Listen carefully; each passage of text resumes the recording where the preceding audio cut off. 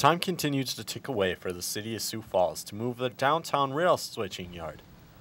What's on the line for the city of Sioux Falls is over $35 million in federal aid that it receives because of the rail yard.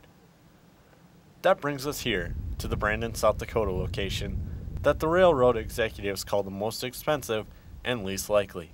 But least likely doesn't mean impossible. Switch yard moves to Brandon, it may affect the youth of the community, like my little friend Eli. As the Brandon option is located here, behind Building Blocks Daycare, and this has many citizens, including Mayor Larry Beasley, up in arms. Kids are curious, and they see all those big trains, and they want to get a closer look.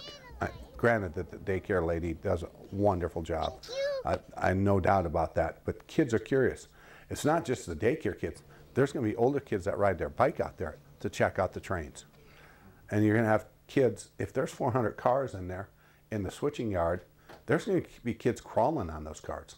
But the mayor won't go into his fight alone, with the massive outraged citizens and educators like Ann Olson, who in her 31 years of teaching said she hasn't sent a student into an unsafe daycare situation and doesn't plan on starting now. Kids to be safe. Educators want your kids to be safe. I'm a parent. We want our children to be safe. Whether there continue to be toy trucks here or real-life trucks to start construction remains to be seen. But for Sioux Falls, the $35 million clock continues to tick. Reporting from Brandon, Greg Beasley, SDSU Journalism.